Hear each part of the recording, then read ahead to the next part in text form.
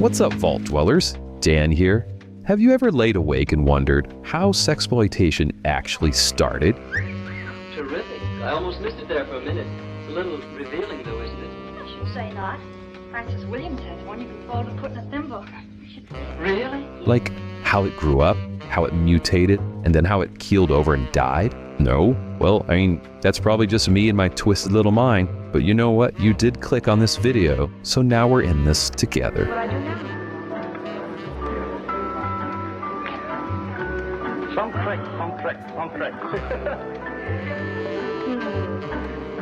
My God. This is part one of a brand new journey, all the way from where it began, through every stage it crawled through, to the day it stopped teasing and became just boring old porn. So tonight, we're going to talk about 10 films that used to smuggle sin right past the censors. We've got some reefer, we've got some white slavery. You know what? We'd even have a man who ate some cat eyeballs, and you're just not going to forget it. So dim the lights. All right, let's begin.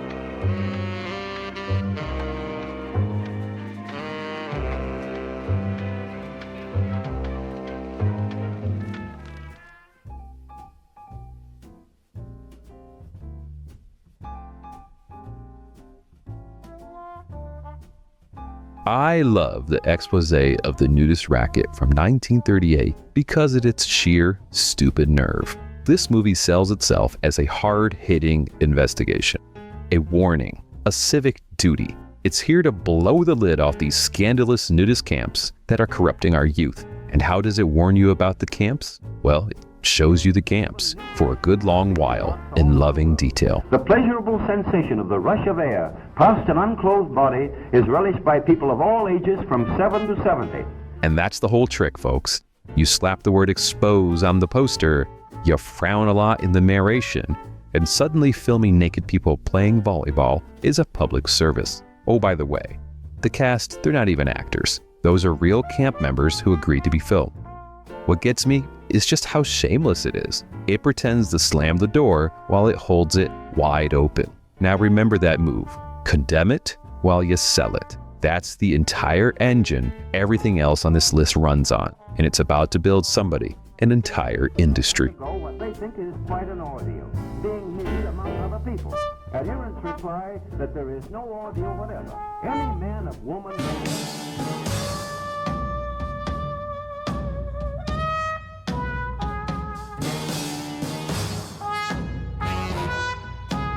Number 9, it's Sex Madness from 1938. And I want you to write this director's name down, Dwain Esper, because he comes back on this list like 2 more times before we're going to be done. Now, Sex Madness, it's a syphilis scare picture. It comes at you with all the subtlety of a brick through a window. Man, oh man, has she got it? Boy, oh boy, look at that lady. Isn't she something? Our beauty queen leaves her small town. She falls in with a fast crowd. She picks up a disease that the movie treats like a biblical curse. I want you to let me treat you daily for a short time, say 1 month, here in the hospital. And then when I'm convinced you're progressing, you may leave and go home. So, to warn you off the vice, it first has to show you how she got that curse. That night there was a wild party. I drank some champagne and went to my head. And then it happened. I gave myself to him. So you get the parties, the ruin, all of it lovingly filmed, and then a stern little title card wags its finger so you feel educated on the way out. Oh, but the doctor said that I was cured. Oh, I believed him. You know what's one of the facts I love? This thing toured for decades under a pile of different titles, always one step ahead of whoever wanted it banned. This is Terror, dressed up as a health class. Oh. What is this, dear? Oh, it's Jill, and she's going to be married. Oh, darling, if she can be happy, we can too.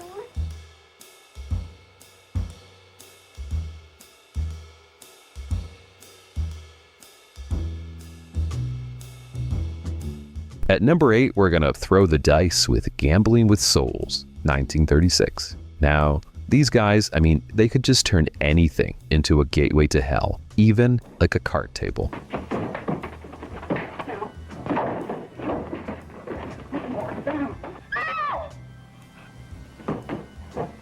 So one friendly game and a respectable housewife, she's suddenly one bad night from the streets. Why did you kill Frank Wilder? When the police broke in, they found you standing with this gun in your hand. What about it? I don't remember. She runs up this debt that she can't cover. How much do I owe? $10,300. $10,000. Of course, you can give me a check now or arrange to pay it tomorrow. Then your credit will be extended again. I can't pay that much. And the men who run the game, well, I mean, they're happy to suggest an alternative form of payment. I mean, you can see where this goes, right? I have considerable cash in my apartment. You care to stop by for a few minutes on the way home? I can let you have the money tonight. But here's the kicker. The director, Elmer Clifton, he actually worked under D.W. Griffith back in the silent days. And now, here he is, cranking this out for nickels and dimes. Fun fact, nobody ever bought a ticket to Gambling with Souls to learn about the dangers of gambling.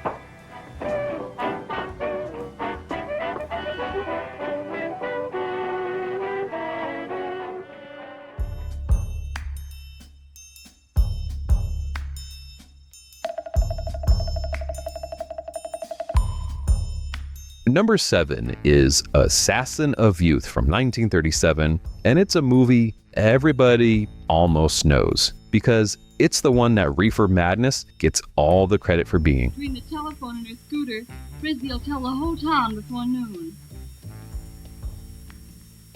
Assassin of Youth is the other big marijuana panic picture. Yeah, and that's Elmer Clifton again, chasing the very same dollar twice. Like something stronger? What kind of a kick does it have? See what you think. It's about an undercover reporter who infiltrates a gang of teenage dope fiends to expose the demon weed. I sent for you to straighten you out on this assignment. Now, I'm not interested in obscene parts. That's only news and location where it occurs. What I want to know is the underlying cause of such action. Find out if marijuana is playing any part in the lives of these young people. And the movie is just dead certain that one single puff turns a clean-cut kid into a cackling maniac behind the wheel.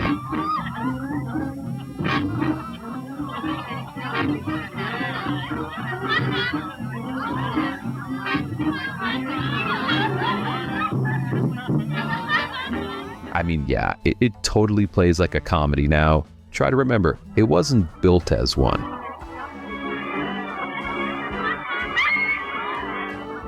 But come on, I mean, Assassin of Youth, that's not a movie title. That's like a tent revival sermon.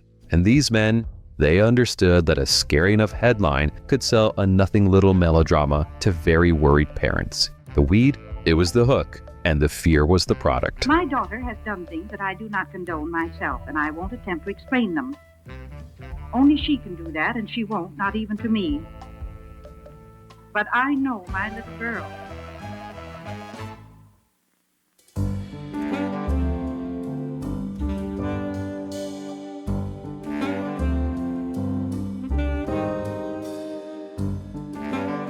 Number 6, it's my favorite title of the list today, Slaves in Bondage from 1937. And underneath that lurid title, there's a scrappy little crime picture just clawing to get out.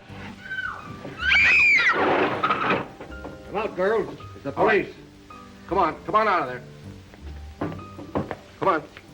It's a white slavery yarn, the granddaddy panic of them all, built around a beauty parlor that's a front for something a bit uglier in the back room. And this is our oriental room reserved for the exotic.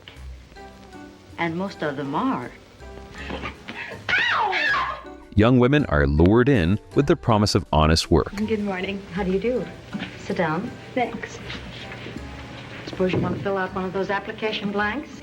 I filled out plenty of these. Well, maybe this one will be different. Really?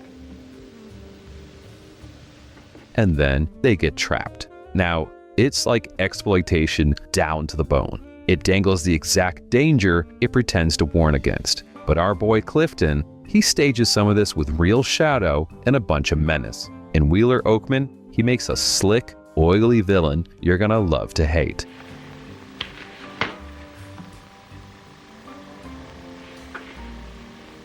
So you want to play, huh? No, I don't want to play. You know, that's the thing about this whole racket. Every so often, one of these hired guns forgets he was making garbage and accidentally made a movie. It's one of those accidents.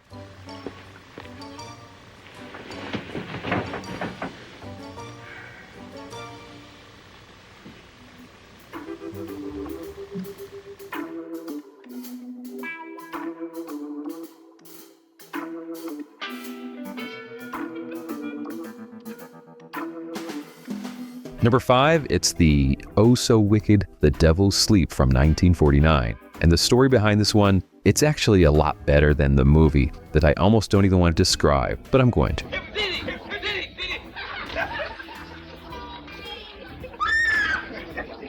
It's a dope racket picture about pep pills and a crooked health club operator poisoning the kids of the city. Somebody gave me a Coke, and then everybody began to laugh, and they all ran around the pool, and then, I don't know, it's all kind of hazy.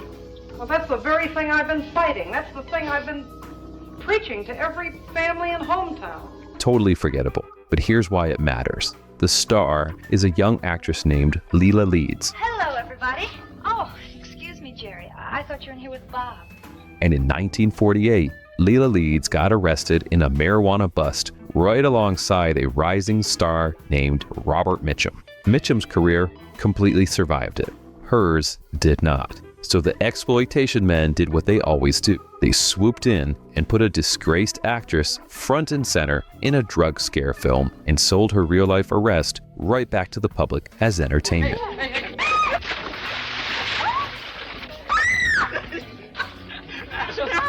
Oh, and by the way, the villain here is played by Timothy Farrell, who'd later go on to work with Ed Wood, so you're actually watching bad movie history get born. Pictures, perhaps, taken here and there.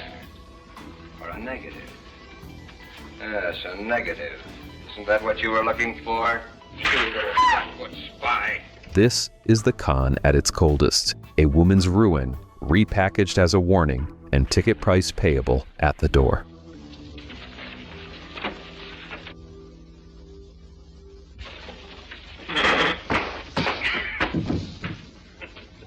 Good work, Tony.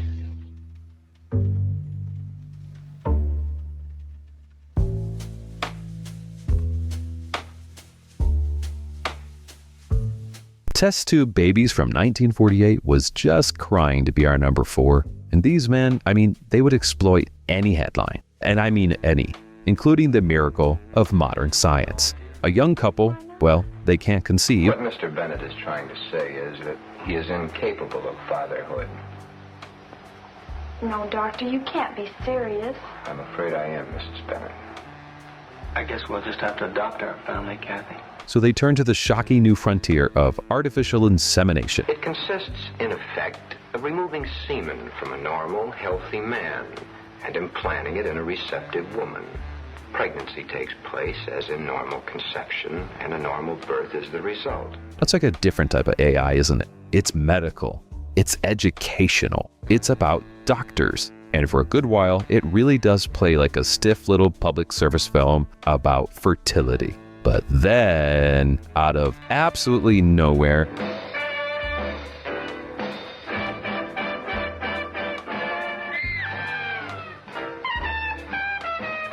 the movie remembers what it is and detonates a wild cocktail party that erupts into a full-on, hair-pulling catfight between two women.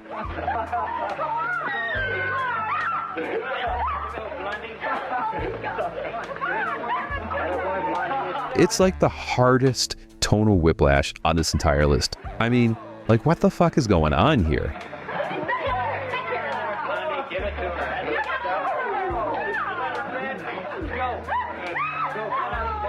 By the way, the producer was George Weiss, who'd go on to bankroll Ed Wood's Glen or Glenda. So again, this cheap little fertility picture, it's a direct ancestor of the most beloved bad movies ever made. Science? It was the excuse.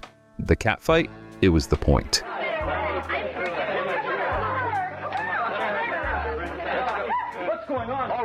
you take over from here. Get these girls presentable, then the whole bunch of you clear out of here. I'm needed.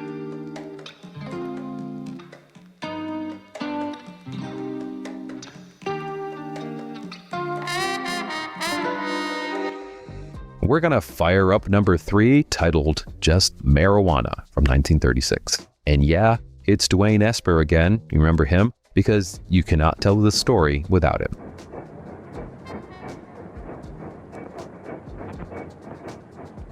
This one carries maybe the finest tagline the entire genre ever produced. Weed with roots in hell. Yeah, just say that out loud with me, because that's just poetry.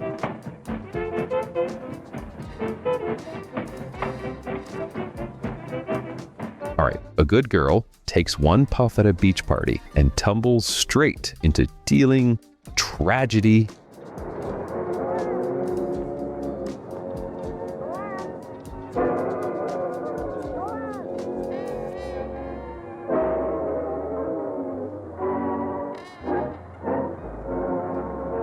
A dead child, because in Esper's universe, a joint just doesn't relax you. It wipes out your whole bloodline. And because this is Esper, the anti-drug sermon comes bundled with a skinny dipping scene, so you can be appalled and entertained in the exact same 90 seconds. So where are the girls? Say, pal, can you fill this Oh, up for me? boy. Too busy. I'm going to fill these up.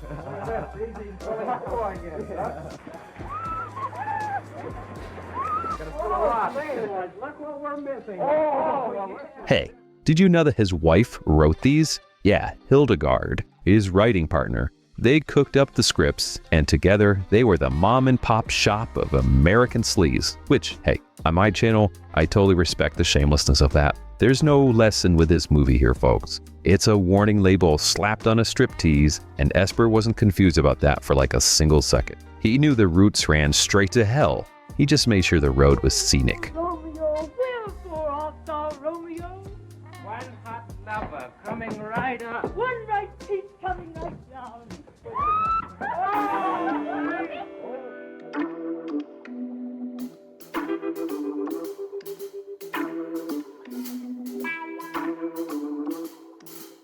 Number 2 is this crazy flick called Maniac from 1934. And it's Esper one last time, and it's just completely off the rails. You failed me in the greatest moment of my life. This is the film that made me fall in love with this whole demented corner of history. It's about a mad scientist and his lab assistant, but really nobody remembers or even cares about the plot.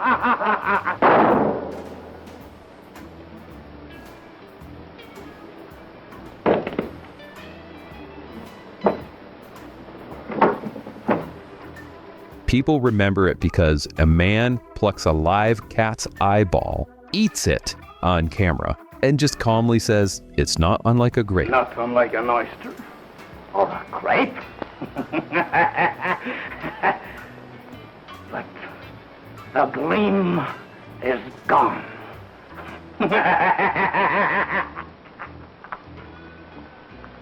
Yeah, it's not unlike a grape, obviously. I saw that as a much younger man, and my brain simply refused to file it. So I went looking for more. And that one scene is pretty much the whole movie. And here's a little factoid for you. Esper, he shot this whole thing for around $7,000 and padded it out with eerie footage lifted from a creepy old silent film called Häxan, and then jammed in fake textbook titles about insanity just to make it look more respectable. I mean, it's barely a movie. It's a carnival funhouse somebody dared to project on a wall.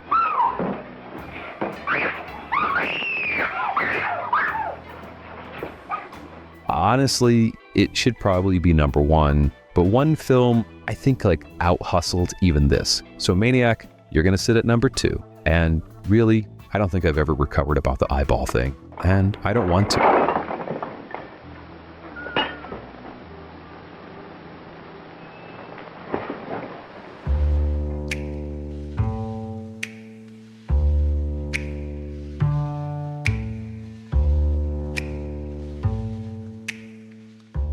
All right, drum roll please, and at number 1, it has to be Mom and Dad from 1945 because this is the film that perfected the con so completely that they ought to teach this in business school. Mr. Blackburn, when you're out with your girl and it's a chilly night and you're riding around and perspiration comes on your forehead, is that love?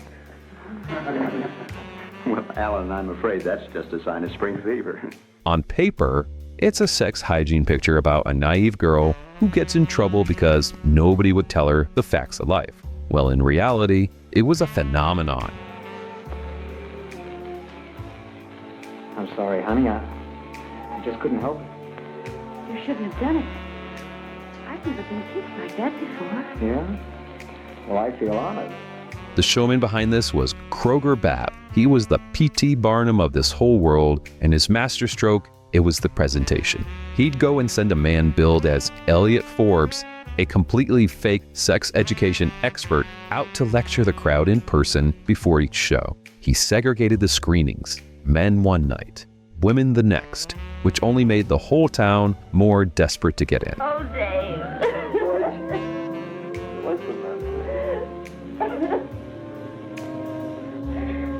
And buried in the middle of this picture sat real footage of a live birth. And that was the reel that everybody had actually come to see. This thing got condemned. It got banned. And it made an absolute fortune. One of the most profitable films of its era. Then, in 2005, the Library of Congress added it to the National Film Registry.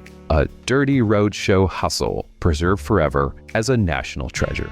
That, my vault dwellers, is the perfect crime, and nobody ever did it better than Babb.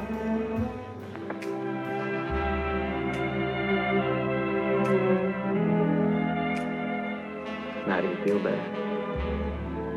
A little. So this is where it started. Not with art, not with rebellion, just with some hustlers who worked out the surest way to sell America a peek at the forbidden was to stand in front of it, frown, and call the whole thing a warning. Come on, honey, let's try. Oh, no, Jack. I'm tired. And every stage we explore in this series is just a smarter version of that same beautiful lie. Next time, a courtroom hands these con men a brand new loophole.